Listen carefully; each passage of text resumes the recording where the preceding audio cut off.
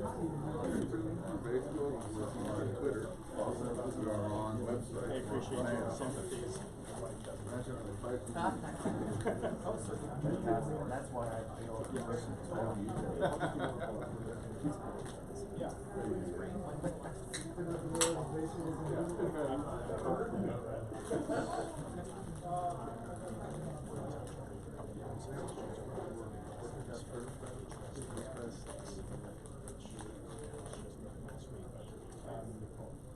Maybe we can get together tomorrow. I'll shoot you an email. I'll shoot you an email. I'll get together sometime this week. Thanks for passing.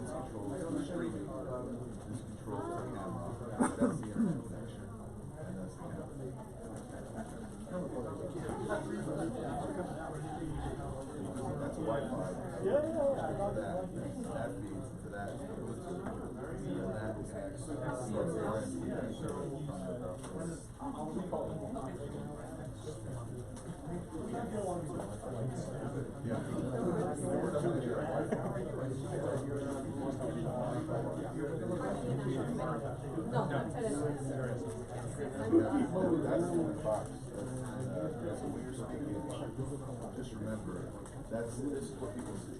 Okay? You're talking, you got the VOA camera, you got the Reeves camera, you got other stuff. You take a little bit of like a, yeah, that's a camera. You can record with one of these. Absolutely.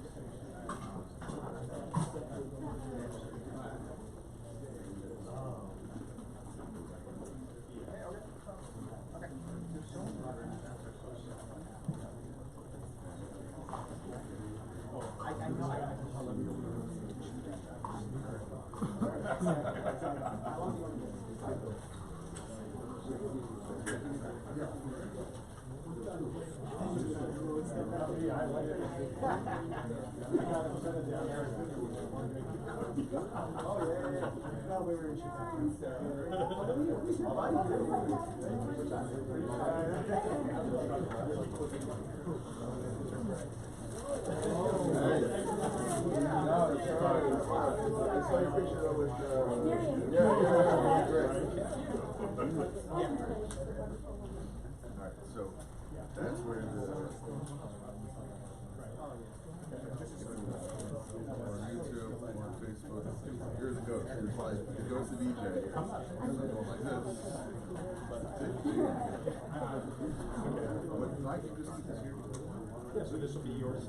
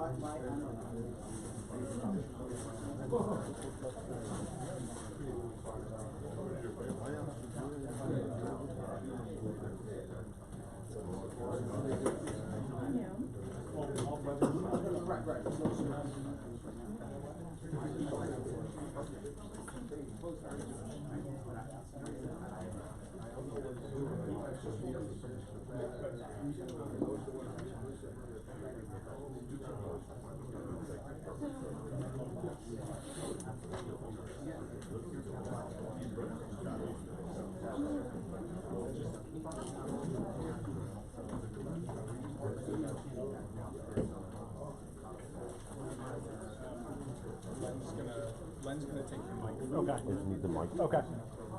This way, during Q&A, you can just sit there.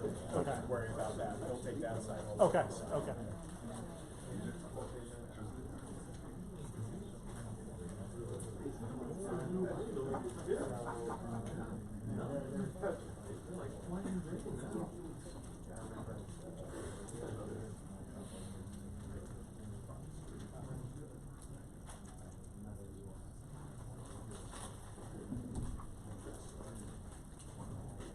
Maybe right in the middle there. Greg.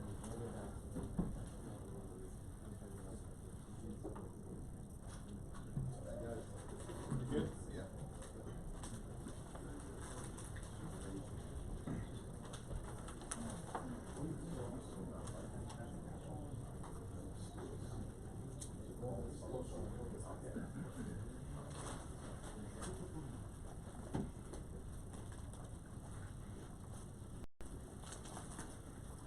Well, thank you all for coming.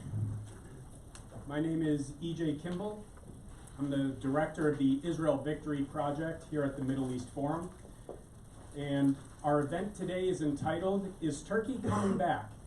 Updating U.S. Policy.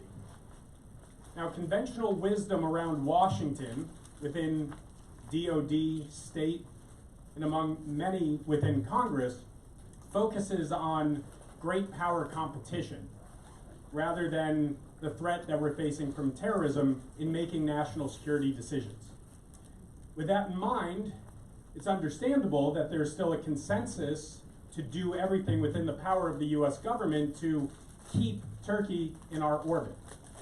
This approach, however, has blinded our decision makers to the nature of the Erdogan regime, one that has shown a consistent pattern of actions hostile to US interests.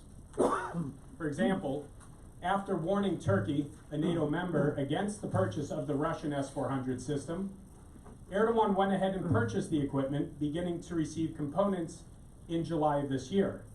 Operational testing is ongoing, and it's expected to be fully operational by the end of the year. Now, this acquisition harms U.S. interests, as the system could be used by Russia to obtain sensitive data on the U.S. F-35 aircrafts.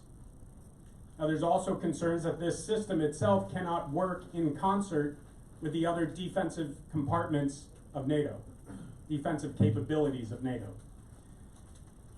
After President Trump's announcement to withdraw U.S. forces from Syria in October, Erdogan launched Operation Peace Springs, a coordinated offensive in northern Syria with jihadist elements, which resulted in the displacement of 300,000 people and provided ISIS with breathing room for regrouping.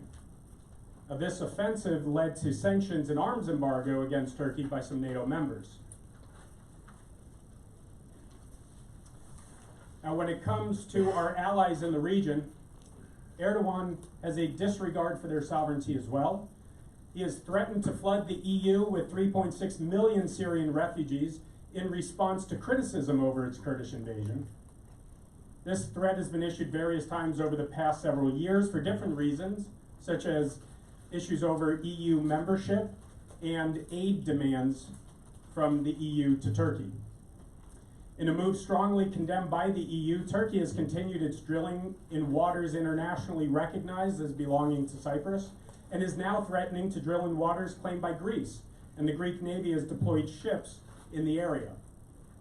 These examples show a pattern of behavior that make it quite clear that Erdogan views himself and Turkey in a different way than the US government. It's time that our policy reflect a realistic approach to dealing with Turkey's continuous malign behavior in opposition to US national security interests. To discuss these issues and more, we're fortunate to have with us Daniel Pipes, President and founder of the Middle East Forum, who will provide opening remarks laying out the problem that we face today. We'll then hear from Ilan Berman, Vice President of the American Foreign Policy Council, who will discuss some of these policy challenges. Then we will hear from our panelists, Aram Hamparian, Executive Director of the Armenian National Committee of America, Diliman Abdolkader, spokesperson and co-founder of the American Friends of Kurdistan, and Endi Zemanidis, Executive Director of the Hellenic American Leadership Council. Greg Roman, Director of the Middle East Forum, will provide some closing comments. As a reminder, household items, please silence your phones or place them on airplane mode, and please do not interrupt our speakers. There will be some opportunities for questions of our speakers, and we will have microphones that we will bring over for you to ask your questions. Please keep your questions short and focused, and please do not provide commentary.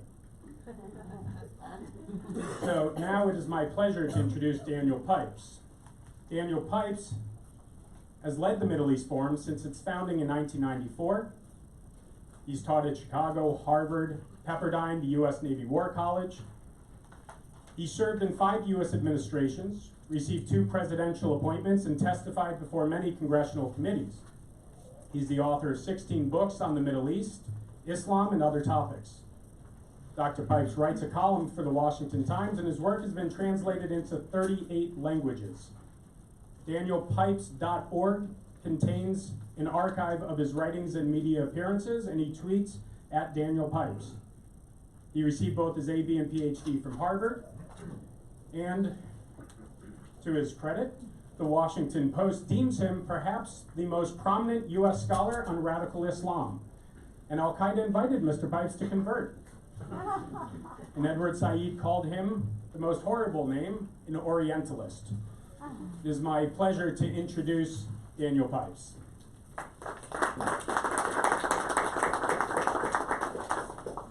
Thank you, EJ, and good morning. Good afternoon, ladies and gentlemen. Thank you, EJ, for laying out the issues so clearly and for organizing this event.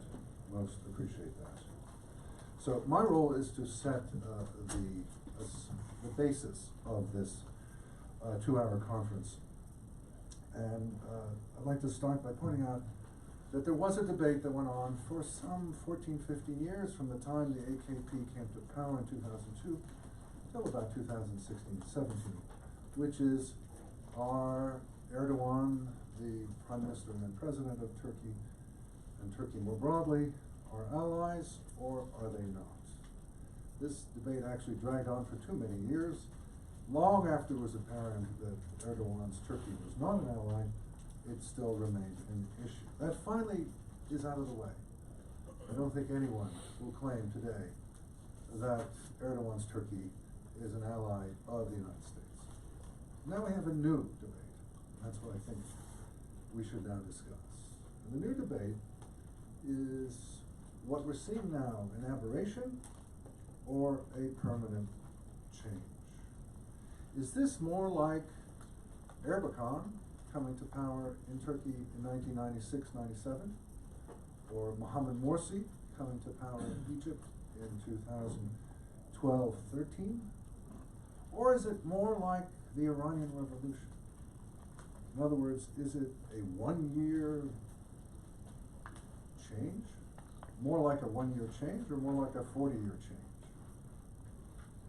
Of course, there are other answers than one or other of these two, but I think it simplifies the issue to make it either or. Now, in Washington, as EJ pointed out, there is a division of opinion. Broadly speaking, the President, the Department of Defense, the Department of State, and business interests argue for the operation viewpoint. Congress generally, and most analysts, argue for the long-term change. My view is that to ask this question is to answer it. Is this more like a 40-year change or a 1-year change? 17 is a lot closer to 40 than to 1. This is a long-term change. I would go further and say what we see in Turkey is a slow-motion version of what happened in Iran 40 years ago. It's less violent, it's less dramatic, but it's the same path. What we see is a second Iran in the making, a more sophisticated version. If Khomeini was, in computer terms, 1.0, Erdogan is 2.0, maybe even 3.0. Much more clever, much more enduring change. Now, to understand the debate, one needs to go back to the good old days. From the time of Turkey's accession to NATO in 1952 until the key election of 2002, a neat 50 years, U.S.-Turkish policy, U.S.-Turkish relations were good and simple. Now, there were problems, to be sure, in particular Cyprus, 1964. But by and large, it was simple. Washington led, Ankara followed. I had the privilege of spending a week at the Foreign Ministry in Ankara in October 1992, and it became very evident to me that nothing really was happening there. They were waiting for the fax memo to come in from the embassy in Washington to tell them what their policies were. Nobody really had a problem with this. Everybody enjoyed it. They were a solid member of NATO, solid American ally. But then things changed. In particular in the 1990s, the mainstream parties were both corrupt and incompetent. And this led to their collapse, starting with the year I mentioned before of 1996-97, when an out-and-out Islamist came to power. He was shoved aside by the military. But then came the wild 2002 election. It's an extraordinary election. To simplify, the Turkish parliament requires a 10% minimum of the vote in order to enter parliament. If you get 8 or 9%, you're not in. The votes for you are wasted. In this election, only 2 parties made it in. All the others literally had 9, 8, 7, 6, 5% of the vote. And so the AKP, with just 1/3 of the votes, got 2/3 of the seats. And the opposition was demoralized, and in some ways remained demoralized for the next 15 years. Erdogan, the AKP, ran rough over them. In terms of foreign policy, the key event was March 2003, when the Turkish parliament voted against allowing American troops, NATO troops, to enter Iraq through Turkey. This was a shock. Turkey had always been a stalwart ally, and here it had said no to a very important undertaking. Now, American politicians and American analysts, more broadly, were blind to this change. Yes, they noticed the March 2003 vote, but shrugged it off. In particular, at that same moment, President George W. Bush invited Recep Tayyip Erdogan to the Oval Office in the White House. This had extraordinary importance. Erdogan at that point was not the prime minister. He could not become the prime minister because of his having been put in jail. And yet, because Bush invited him to the Oval Office, he had the status to change the laws and become prime minister. And then Barack Obama called him one of his 5 favorite foreign leaders. Trump invited the Syrian invasion and continues to apologize for Erdogan. So, taking these 3 presidents as symbolic of the establishment, there has been a reluctance to acknowledge that something fundamental has changed. The DoD wants to go back to the good old days. The State Department appeases. Boeing and other corporations want to sell. They all ignore that Turkey is a very changed place. Now, it's changed in that it is a dictatorship. Erdogan has consolidated power over Turkey's major institutions: the military, the intelligence services, the police, the judiciary, the banks, the media, the election boards, the mosques, and the educational system. Much more as well. He has developed his own private army, Sadat. He cracks down on anyone who engages in opposition. In particular, if you sign a petition against him, you are a terrorist and might go to jail. But over the years, as his popularity has waned, he has relied increasingly on electoral abuses. He was initially popular. From dominating media coverage to having goons attack rival parties' offices to outright violent shenanigans. There has been a significant economic decline. I shouldn't say decline, a slowdown.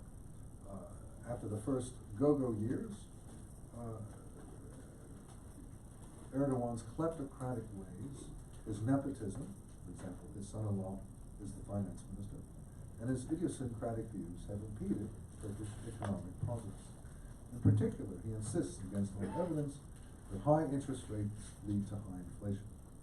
Symptomatic of these errors, the Turkish lira has lost almost 3/4 of its value in the last 8 years, from 61 cents lira to 17 cents. Now, one result of this despotic rule has been a collapse in attitudes towards the West in general, the United States in particular.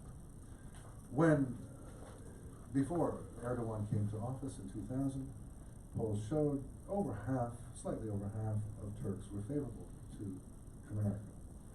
A couple years ago, a poll showed 18%. Anti-Americanism is rampant in politics, the media, the movies, school textbooks, the sermons in the mosques, and so forth. And the hostility is now mutual, as we can see from the recent vote on the Armenian Genocide Resolution, 405 to 11. This vote didn't take place for decades because of concern about Turkish sensibilities. That concern is not gone.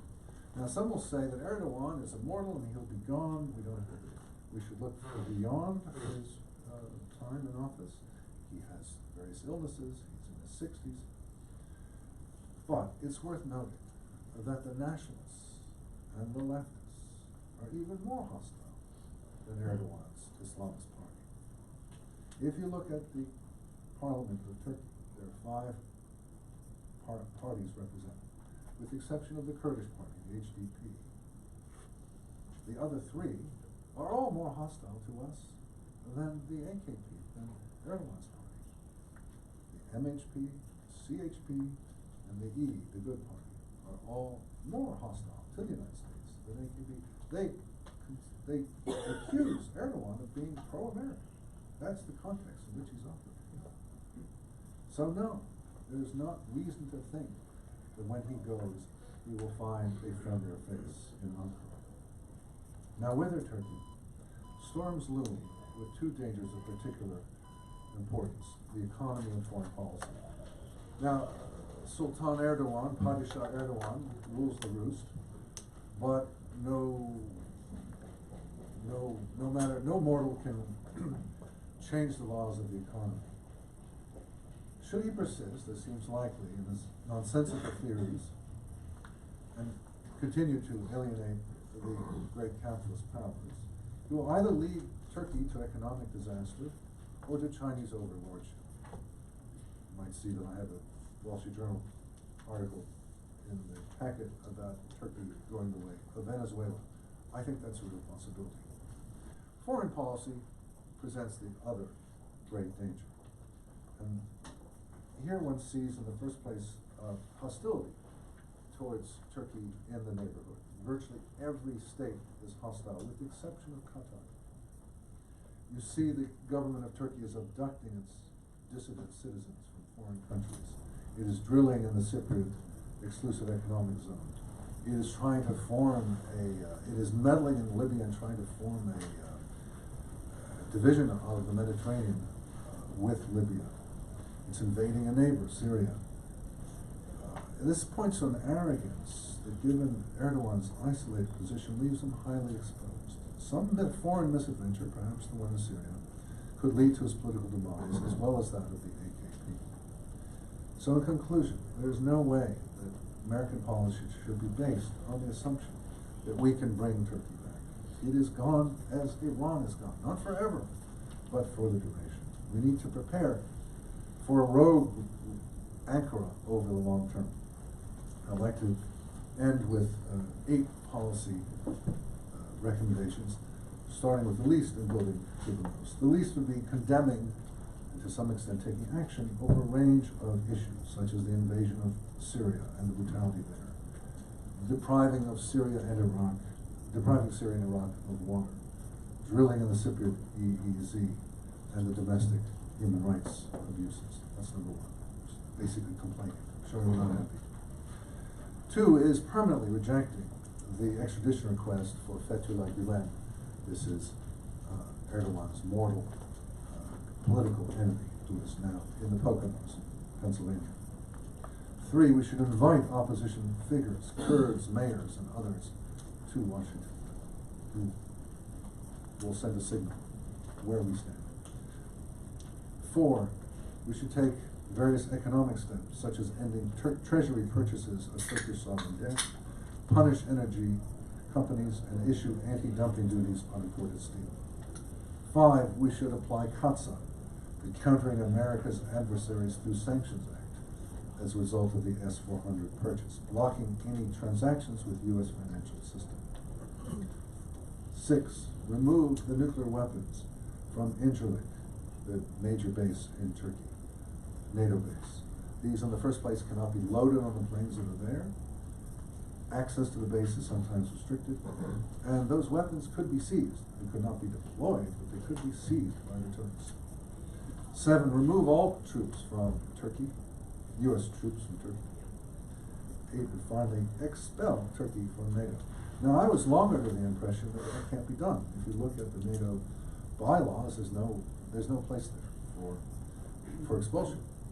But I recently read an interesting article that points out that the Vienna Convention on the Law of Treaties does in fact allow a majority to expel a member from NATO.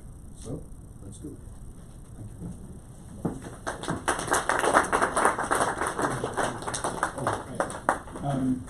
So now, if anyone has any question, please raise your hand, and either Len on that side of the room, or I will bring over the microphone.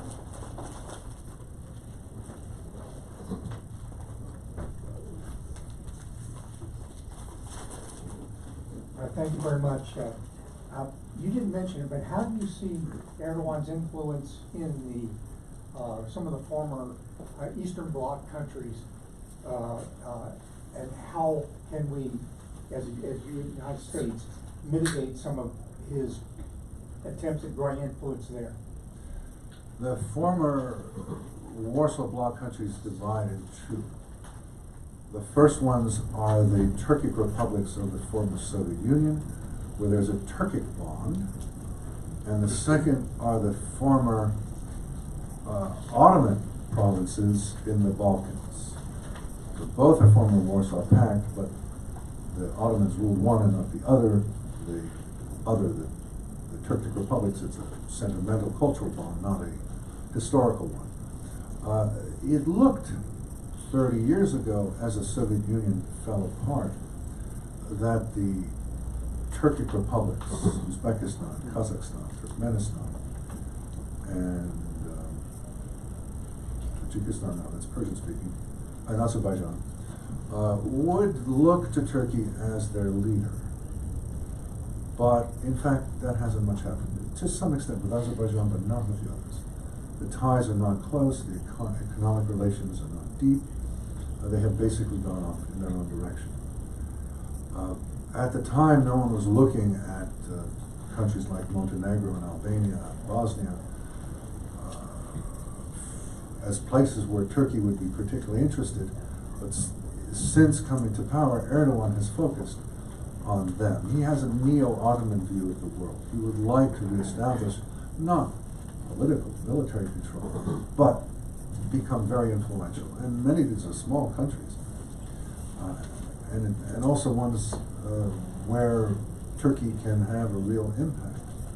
So whether it be establishing a Muslim Turkish political party in Bulgaria, or building large mosques in Northern Macedonia, as it's now called, or other activities, financial and cultural and political. This has been the real focus of Ankara's efforts. They've spent a lot of money, and they're really eager to have influence there. They've had some success, but in the end, I think there's considerable pushback, and nobody really wants to be under Erdogan's thumb. I find it interesting to note that the Turkish area of Cyprus, which has been under Turkish control now for 45 years, voted for a leader named Mustafa Akinci, who is anti-Erdogan. And if Akinci, if Northern Cyprus is anti-Erdogan, who is pro-Erdogan? Nobody wants to be under his thumb, and they really depend on his largesse. So it's not been very successful. Ms. Daniel, thank you. Fantastic presentation. We've long been arguing on Capitol Hill that we should consider, or we should expel Turkey from NATO, and people have categorically responded that no. There's no way that any member state could be expelled from NATO. So I would love the citation of your source of the Vienna Convention, where they said that it does allow for the expulsion of any member state. Yes, I'll be happy to get it to you. It was a surprise to me. I assumed for a decade that nothing could be done. But I won't go into the technicalities here. Apparently it can be done. Now, we'll take a considerable majority, a majority that wasn't there not long ago, but I think could be there now. Ankara has managed to irritate just about everyone, calling the German Chancellor a neo-Nazi, so forth and so on. Just a few days ago, the spat between Macron and Erdogan goes on and on. Bad relations with just about everyone in the Middle East and in Europe. He has his few friends. I mentioned Qatar, Hamas, Hezbollah, Muslim Brotherhood more broadly, but they're not governments. And so I think it's conceivable that there would be enough of a majority to effect this expulsion.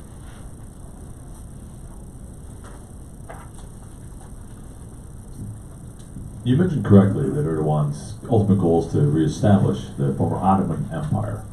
But when you talk about Iran, the Iranian Revolution was really based in overthrowing foreign interference to create theocracy, basically. But Turkey has long been known as a real secular center in that world of theocratic regimes. Do you think his push to establish more Muslim stronghold on Turkey could be his undoing in the long term? In favor of your argument would be the fact that religiosity has precipitously declined in the recent years. They're building gigantic mosques, for example, the Jamlijek Mosque in the Asian side of Istanbul. But they're more and more empty. And this again is similar to Iran, where one finds the mosques are empty. People are basically saying, if this is Islam, I'm not sure I want it. So in that sense, yes, you're right. But in other ways, I think Erdogan has been successful in changing opinions. He is engaged in a cultural shift that's comparable to what Ataturk attempted. Ataturk did this between 1923 and 1938, 15 years. 17 years with Erdogan, roughly the same period of time. And yes, Ataturk did accomplish a great deal. But we Westerners tended to meet the people who were in the elite, who were more secular. What the 2002 election showed is there's a substantial body, maybe a third, of Turks who don't want part of it. And their number has presumably grown. They may not be Erdogan voters anymore, but attitudes have shifted. attitudes towards Islam, towards the West, towards daily life. So I think there's something fundamental that shifted. The survey research is somewhat spotty, but all signs suggest there is it's a country that's undergoing a change, and it's not a change that's favorable to us. So that even the parties that I mentioned in Parliament, other than the Kurdish one, that are not Islamist, that are not going in Erdogan's direction, they are distinctly unfriendly. This will be our last question. EJ. Two more. Oh, Two more yeah, questions. Hold on, wait. We have one here and then. One topic that you didn't address was the election, the contested election in Istanbul, and just wondered if you wanted to. The election in Istanbul is a mystery, and it is one of a sequence of mysteries about Erdogan. Erdogan's rule divides into two, almost exactly 8 years and 4 months from when he came to office in March of 2003 till the time he took control of the military in July of 2011. During that 8 years and 4 months, he was brilliant. Economic growth, European accession, international diplomacy, peace process with the Kurds, and the like. Ever since he got control of the military, remember the military used to be the ultimate power of Turkey, he has been self-indulgent and making mistakes and taking steps that are completely inexplicable on a rational basis. Give you perhaps the most inexplicable of all, the Europeans, under Turkish pressure, were about to offer visa-free travel to Turkish citizens if only the Turkish government would change its anti-terrorism legislation. Anti-terrorism legislation is completely meaningless. As I mentioned before, if you sign a petition against Erdogan, you're a terrorist. Meaningless. But he refused. Point of honor, to not do that. And so visa-free travel did not happen. How do you explain that? How do you explain what I alluded to before about the belief that high interest rates lead to high inflation? Paul Volcker died this morning. He was the one who showed us how high interest rates lead to low inflation. And so the Istanbul election falls into that category, inexplicable mistakes. He lost, or his man lost the election, the first round, by 0.5%. And Erdogan pushed and pushed and pushed to get the electoral board to change, to reverse the, to run the election again. It was irregular and so forth. That's his power. He wants a new election, he gets a new election. But then inexplicably, he allowed his guy to lose by 8%. If you're a dictator and you want a new election, you win your new election. He didn't. I can't explain it. It goes in the category of oddities and strange things that Erdogan does. And those mistakes are adding up. He's not the brilliant leader that he was. He's not the popular leader that he was in the first half of his rule. There are real problems there. So I can't explain. I'd appreciate if you clarify your answer that there's a cultural shift in Turkey. And I didn't understand your answer. Did you mean to say towards more religiosity or in some other way? And if so, could you please clarify It's that? less, yes, sorry, if I wasn't clear. It's less towards piety, which is what he wants. All those Imam Khatib schools, those religious schools that he's built, all the mosques he's built, the demonstrative emphasis on Islamic mores, against alcohol, many children. None of this has worked. What has worked is effectively a nationalist sentiment that Turks have become conspiratorial minded. I wrote a book published in 1996 on conspiracy theories in the Middle East, and I concluded by noting that only two countries, Israel and Turkey, were not prey to conspiracy theories. Has that changed? It is a very conspiratorially minded country today. It is a country where suspicion of foreigners is deep. It is a country where cultural chauvinism is strong. So I would characterize it more as nationalist than Islamist. And in that sense, in that regard, the coalition between the MHP, the nationalist, the arch nationalist party, Turkey, and the AKP, Erdogan's party, it makes sense. The MHP represents the real force, cultural force today in Turkey. The Islamist project has not succeeded as well as the nationalist project has. But from our point of view, American point of view, the nationalist project is no less hostile than the Islamist project. Thank you, Daniel.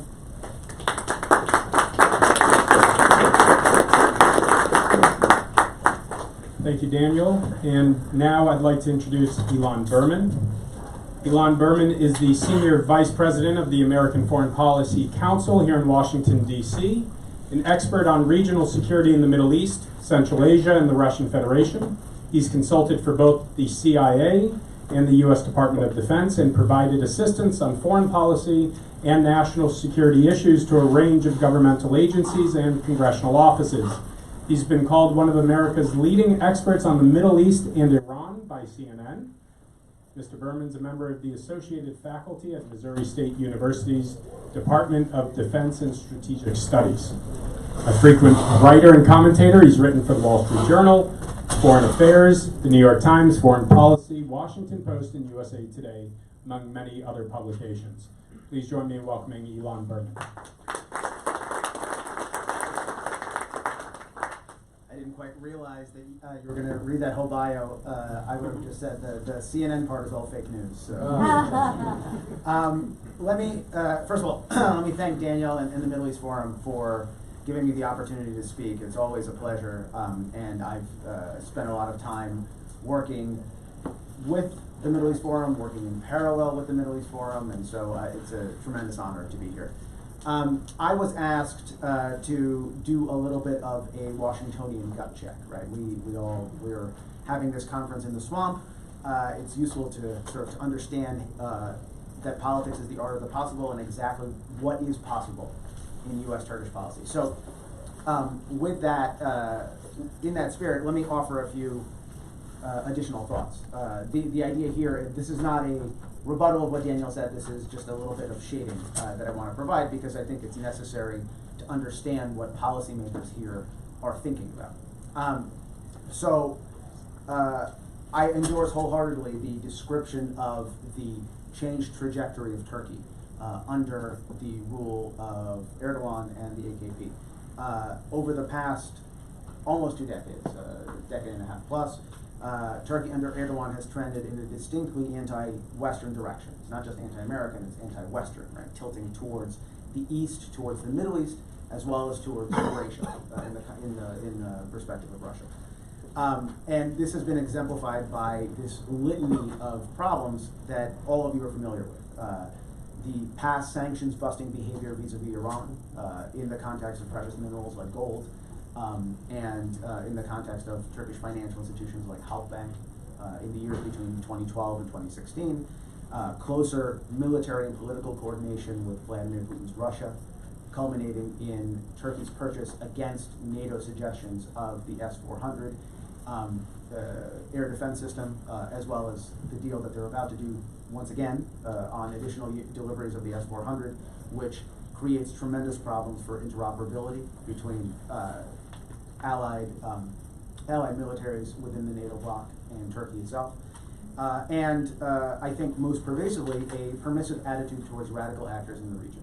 Not just Iran, also countries like Qatar, also deep relationships with Palestinian rejectionist groups like Hamas, also the previously laissez-faire attitude that Turkey had towards the transit of foreign fighters destined for the ISIS caliphate until comparatively recently. All of these things, and the list goes on, but all of these things are, I think, emblematic of that shift that Daniel was talking about.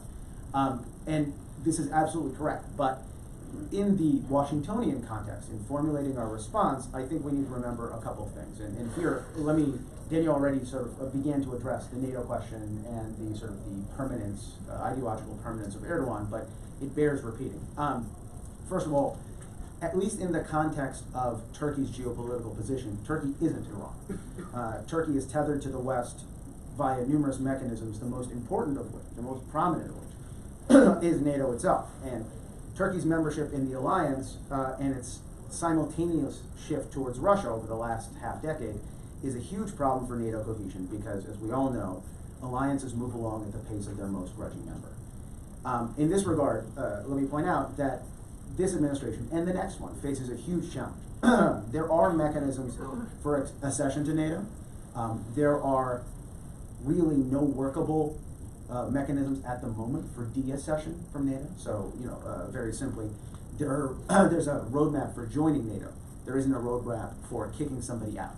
I'm a recovering lawyer. I'm an international law professor. I teach international law. I can tell you I am familiar with the Vienna Convention. I think, again, politics being the art of the possible, it's very difficult to conceive of the 28-member bloc voting in such a fashion that this would be a slam dunk politically, at least in the near term.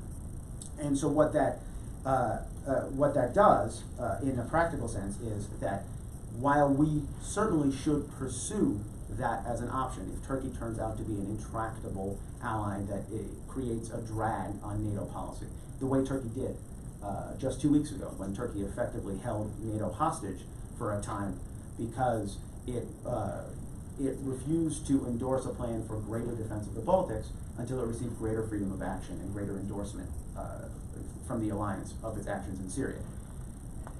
This is enormously problematic. And the one thing I would point out, that in addition to not having a clear path for ejection of Turkey from NATO, there's also not a clear path for exacting penalties on Turkey while it's within NATO for forcing it to act better as a more constructive partner. And this seems to me, particularly in this political environment, like a very fruitful line of inquiry for policymakers in Washington. The second amplifying thought I think I want to leave you with is the question of personalizing politics. All of you, I know, have followed very closely the discussion over Russia and Russia's destabilizing role in American politics, but also Russia's destabilizing geopolitical role globally. And in this conversation over the past decade, a very strange thing has happened. Russia, our discussion about Russia has been personalized, hyper-personalized, into a discussion about Vladimir Putin. Right? We now almost interchangeably use Putin as Russia and Russia as Putin. And very much the same trend line is happening in our discussions with Turkey.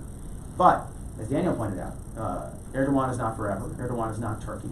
And so it's entirely appropriate to talk right now about behaviors that can sanction, contain, penalize the current government in Turkey for its behavior. But the smart play, at least in my book, is to have a longer-term policy that looks beyond Erdogan, beyond the AKP, and figures out what is possible in the future. We can't do that if we simply focus on the near term and personalize it to Erdogan himself. So what I'm talking about here is what we actually need is we need a management strategy for Turkey. And the management strategy has to contain a couple of things. For us in the United States, the cardinal problems that we have with Turkey are essentially twofold. It is Turkey's tilt to the east towards Russia and away from partnership with Europe, and its relations with rogue actors. And we need to telegraph clearly to Turkey that if it persists in this behavior, and as Daniel said, there's every indication that it will persist in this behavior, there are going to be consequences. At the same time, I think it's necessary for the longevity of ties to recognize that there are issues like the status of the YPG, not all Kurds, but the YPG in Syria specifically, which are hot button issues for Turkey as a whole, not just for Erdogan and not just for the AKP. And that's important because it taps into that broader discussion about where Turkey is going and potentially maybe going after Erdogan is going. This is not a call to normalize, it's not a call to forgive, but it's a call not to write Turkey off entirely. All politics is ultimately local, and here Daniel and I have had this conversation before. I have a slightly more optimistic view about the long-term trajectory of Turkish politics. Erdogan is demonstrably less popular today than he was a few years ago. I think the numbers are that over the last year there have been close to 1 million members that have withdrawn or renounced their membership in the Justice and Development Party, in the AKP. That's not huge in the context of the entire overall Turkish electorate. Turkey's a big country, but it is emblematic of of Erdogan's rose beginning to lose at least a portion of its bloom. And that's, I think, important because it provides us with, the election, the botched stage management of the election this summer of the Istanbul Metro, which went to Ekrem İmamoğlu, who was a very vocal nationalist political opponent of Erdogan's chosen candidate. Gives us a glimpse into the fact that Turkey's future doesn't necessarily have to be tied to the AKP and doesn't necessarily have to be tied to Erdogan's vision itself, right? This is a long-term process. It's going to take a long time to unwind what Erdogan has done. But I don't think it's appropriate for us to close off the door entirely to that possibility. Which brings us back to what this conference is all about. Is Turkey coming back? Given the current trajectory, I think it's difficult to be optimistic. It's certainly difficult to be optimistic in the near term. But what is clear to me, from my vantage point just on the other side of the hill, is that if anything changes in the longer term, it's going to be as a result of what we do here in Washington to shape Turkey's foreign policy, Turkey's identity in a more constructive direction. So I'll stop there. Thank you. Thank you, Ivan. Do we have any questions? One here.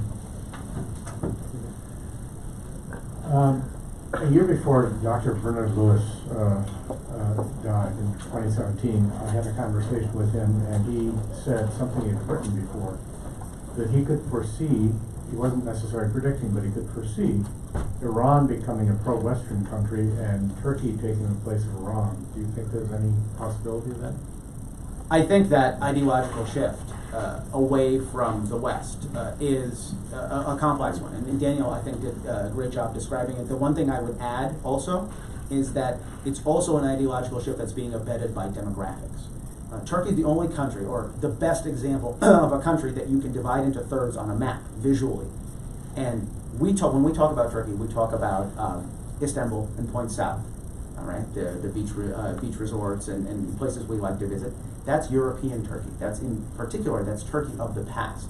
That's the Turkey we interacted with, but that's the place where Turkish demographics are below replacement. The center of the country, Ankara and Point South, which is the stronghold of the Justice and Development parties where Erdogan draws his biggest base of support, is Turkey's present. And the east of the country, more robustly representing the Kurdish minority, is the future of the country. It's where demographics are the most robust in the country. So something profound is happening in Turkey. It is shifting. Turkey is shifting demographically towards the east. It's also shifting ideologically to be much more a Middle Eastern country than it conceives of itself as a European country. That is part of the process that Daniel described. That's also, I think, candidly, part of the missteps that Europe has had because it tarried too long in debating whether or not Turkey, then moderate, could be brought into the fold, could be really truly become a member of the European Union. But this is the situation as we have it. I think the trend line is not auspicious, and I think the best we can hope for right now, in light of these trends, is to build a management strategy which understands these trends but doesn't transform Turkey into a pariah over which we have no influence, but tries to influence it incrementally, understanding that it's not going to be an ally the way it was during the Cold War, but we're not going to turn it into an enemy. Jim Hansen, Security Studies Group. Ilan, Daniel made a good point that Turkey stopped being an ally a while ago. I would say when they stopped us from the northern route into Iraq is a good demarcation point for that. And they don't seem to be coming back. So maybe the question or a sub-question is, can Turkey under Erdogan come back? And if we're looking at him as the problem more than Turkey as the problem, then what can we do to influence the Turks? You know, and what can we do to make life painful in a way that they blame Erdogan rather than us, in whether it's sanctions, whether it's, as you mentioned, potential deaccession to NATO, and then as the danger side of that, does that not then drive them towards the Russians, towards the Chinese? The Belt and Road is coming, via China. You know, they've got options. So how do we do that? What would you suggest as ways to do that don't push them away? So no, I think it's a great point, and I think it's also very manifestly clear that Turkey under Erdogan, because of the current lay of the political land here in Washington, feels unconstrained, unfettered, feels increasingly adventurous, and increasingly unconstructive as a partner for the NATO alliance. What I would argue is actually that we've been talking essentially only about two choices. is Turkey with us or is Turkey against us? But there's actually a third route. How do we have Turkey sit on the sidelines? How do we have Turkey not impede NATO operations, not create problems for the cohesion of the European bloc of nations? And that's, I would argue, at least in the near term, is a perfectly acceptable management strategy, to figure out how do we wait out Erdogan, with the assumption that it may be possible, it may not be, but it may be possible to shift Turkey, at least ever so gradually, into a more constructive role. May I ask you a question? Yeah, sorry, Helen. Mehmet here. You mentioned YPG. When you mentioned, did you mean like listing YPG as a terrorist organization because it's what Erdogan is demanding? And do you think this is gonna have Turkey back? Can you more elaborate on that? I can. This is a very delicate subject, so let me dance around this as gently as I can. I think it's very clear that from the Turkish conception, the YPG is organically linked to the PKK, which Turkey views as a national security threat. And the policies put in place by the last administration of arming the YPG are enormously problematic from the perspective of Erdogan. This is a needle that the Trump administration has been trying to thread, not very elegantly so far, in talking about disarming Kurdish militias and sort of sidelining them in politics. What the administration has said so far is clearly not sufficient from the perspective of Turkey. But what is clear to me is it's an issue that is enough of a grievance on the Turkish side that unless it is addressed full on in a serious fashion by the White House, it's going to be very difficult to move beyond. Good. Thank you guys very much. Thank you, Juan. We're going to take a 30-second technical intermission so I can reorient the camera, and then we're going to get our next panel up here. In the meantime, if our panelists can go walk this way and walk around the dais, come join us. Matt, turn it towards you, so it's in the center. I'll tell you when to stop. Yeah, up. A little bit more. A little more. Out. Okay, we're good. Thank you.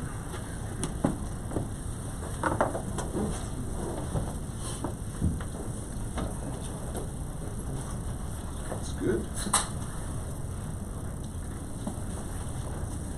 And Cliff, if you're outside, send me a message and tell me how it looks.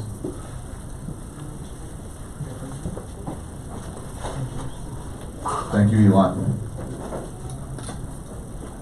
My name is Greg Roman. I am Director of the Middle East Forum, and I am honored to be joined by our three guests today to continue the conference. First, Zilman Abdulkadir is co-founder and spokesperson for American Friends of Kurdistan, which aims to strengthen relations between the United States and Kurdistan through a unique, tailored, and realistic policy. He was previously the director of the Kurdistan Project at a DC policy shop, and he invested his time on Capitol Hill educating lawmakers and staffers on the plight of Kurds. Zilman has been published and quoted in the National Interest and other publications. He received his MA at the American University in Washington, D.C., and his BA at the University of Washington in politics. He was born in Kirkuk, along with his family, and spent 7 years at a refugee camp in Syria following the First Gulf War. Aram Hamparian is the executive director of the Armenian National Committee of America, ANCA, serving as the organization's national point person with the White House, Congress, media, and the Washington, D.C. foreign policy community. In cooperation with Eastern and Western U.S. regional offices, more than 60 local chapters, dozens of coalition partners, hundreds of community affiliates, and thousands of grassroots activists, he works daily on a broad range of legislative policy, research, and other community-related concerns. He has testified before Congress, lectured at the National Defense University, and has multiple media appearances. And last but not least, Endi Zemenides is the executive director of the Hellenic American Leadership Council, a national Greek American advocacy group and public education organization. He's also a non-resident fellow of the Chicago Council on Global Affairs, where he heads the Eastern Mediterranean Study Group and was previously one of the CCGA's Emerging Leaders Fellows.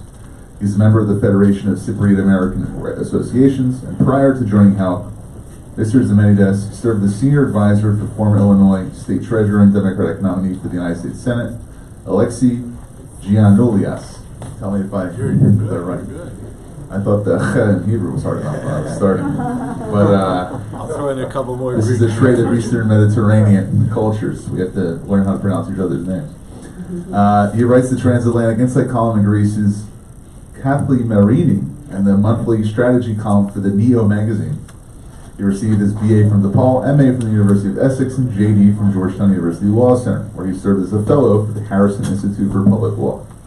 So, to begin the second half of today's program, we started off with hearing about what the issue is right now in Turkey with Daniel's idea of how this is a long-term problem, that the ship has already set sail in terms of being able to relate to Turkey, and it'll be a while before it comes back into the throes of the American-Turkish relationship that existed when he was in Istanbul in October of '92, spending a week at his foreign ministry.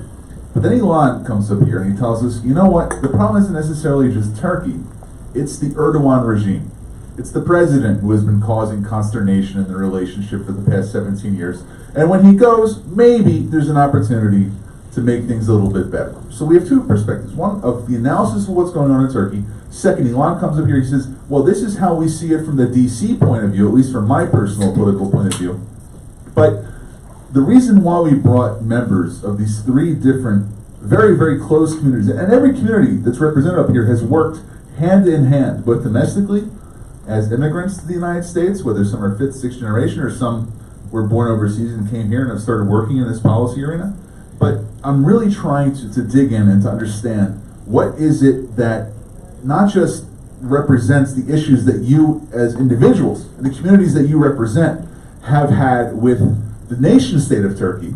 That's something we can spend a very, very long time talking about. What I really want to understand here and what I'm hoping to extrapolate from your comments, and we're going to give each of you 7 minutes to offer your opening remarks on two things, which I hope you'll address. One, what is your hope for the future of the U.S.-Turkey relationship, both under Erdogan, and do you think the ship has set sail as Daniel has already offered? And two, based on that context of where we are right now, what are your communities doing? What are they asking you to do as their voice in Washington, D.C., in terms of advocating for more punitive measures, for reconciliation, for trying to unite? What is that's going on? And Dylan, we'll start with you. Yeah. Sure. Thank you, Greg, and thank you to the Middle East Forum. This is actually American Friends of Kurdistan's first panel since our launch, November 12th. So, it's very exciting. On the question and the topic of this conference, actually, and I do agree with Dr. Pipes that Turkey is not coming back into America's sphere of influence, if you will. And I'll give you an American perspective and also a Kurdish perspective. We, as a Kurd, we don't see what's happening with Turkey as a Erdogan problem. We strongly believe that this is a Turkey problem. What America and the West and Americans are seeing today is what Kurds have been saying for decades, actually since the founding of the state in 1923. But what we are seeing today, from 1923 up until today, is countless violations of human rights atrocities that's been happening under Turkey. Erdogan wasn't around then.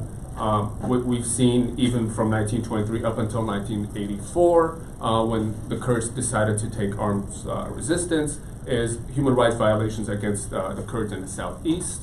And what we're seeing today is not the same Turkey as it was in the 90s. Turkey is no longer a state that can join the European Union, and I believe there's 35 chapters that they have to fulfill.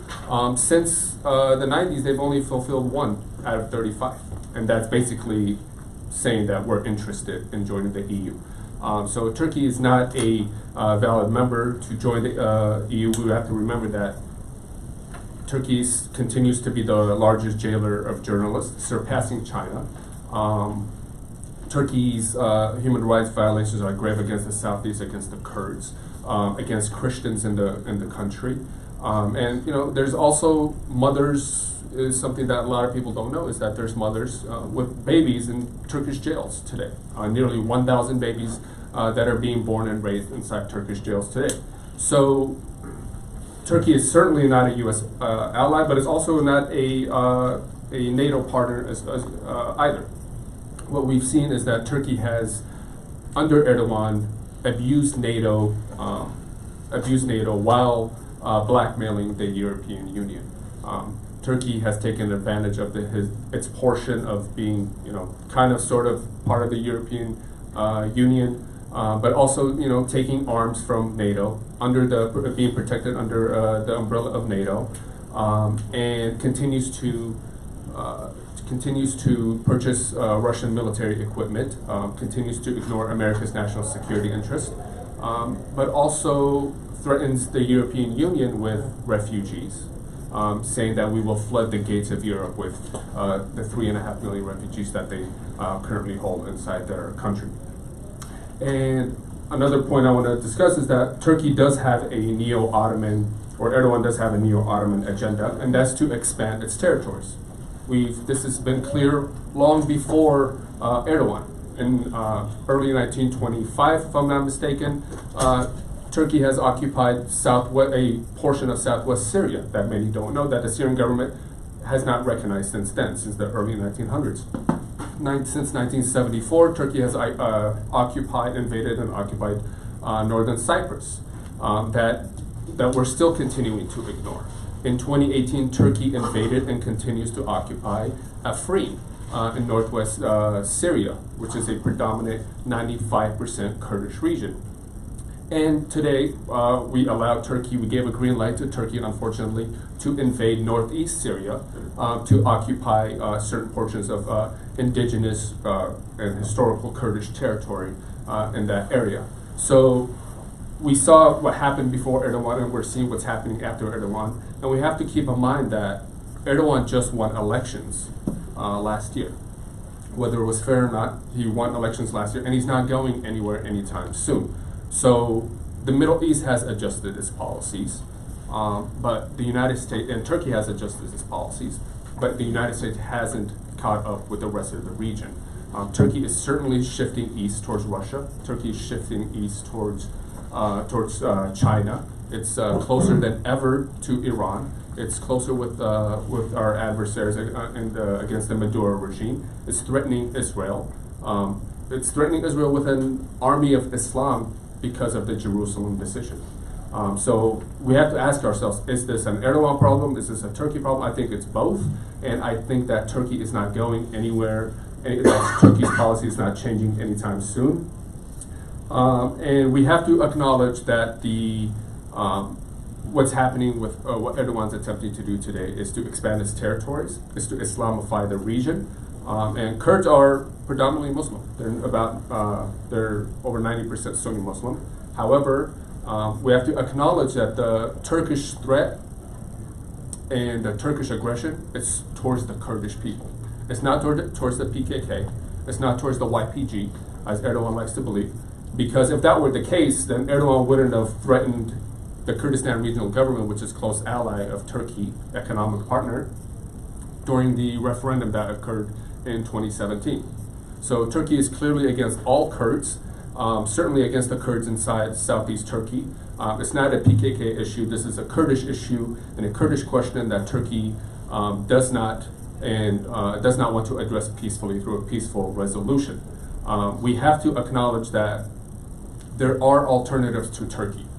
Turkey is not too big to fail.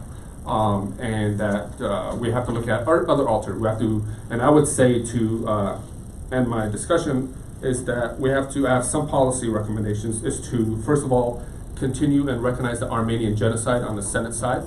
This is very historical and very important. The genocide did happen, despite what Turkey wants to say. Remove Turkey from NATO, whether that's if there's a mechanism or not, or even if that's in a form of suspension from the security bloc. And continue to sanction Turkey. We have CAATSA that's available, that was bipartisan. The administration needs to apply it. And also strengthen the Kurdish position. Look at Turkey for what it is and approach the Kurds inside Turkey because they have no civil rights and they have no civil rights in Syria either. Mr. Abdulkader, thank you very much. If we can ask Mr. Hamparian to reflect on very much the same note as Suleyman did. Yeah, well, thank you so much. Thank you for this invitation. Thank you for this invitation. I agree with a great deal of what's been said today, and I don't have a whole lot to add in terms of sort of the broad framework, what Dr. Pipe said and what Ilham said. I think that the two of them, in a sense, frame like how the DC lens on Turkey is somewhere between these two worlds. There's this one that it's enough, let's start policy of confrontation and challenge along the lines of the recommendations that you offered, Daniel. And then we need to manage. This is a process, no one said that everyone's got to be our friend, so we deal with people on their terms and figure it out. And so it's something like that. And we may end up where Dr. Pipes would like to see things go. Maybe we'll end up there. Maybe we'll not. Maybe things will turn back. We would argue, at least from an Armenian American perspective, that there's room for, let's say, a truthful policy on the Armenian genocide in either context. Like, it's not either or. It's not like we can try to salvage relations with Erdogan or post-Erdogan government, and therefore we need to be silent on human rights issues, or that we should use it as some kind of sort of weaponized thing to punish Turkey. It's like we would say there's plenty of room within any alliance or any relationship for the truth. That's number one. Number two, in terms of the lag, it's been like remarkable. Erdogan's been super clear-eyed about where he wants to take his country. We have just been blind to it for years and years and years. It's been like you meet with folks at the State Department, they're living in 5-10 years in the past. It's like this really, really long lag for them to kind of catch up to the reality. Maybe they don't want to believe it, maybe they think it'll change, but it's kind of a delusional approach here in the city. I think the title of the program is Updating, and let me offer a thought on updating. Okay, so the policy needs updating. Well, what's the policy then? I'll give you, again, an Armenian American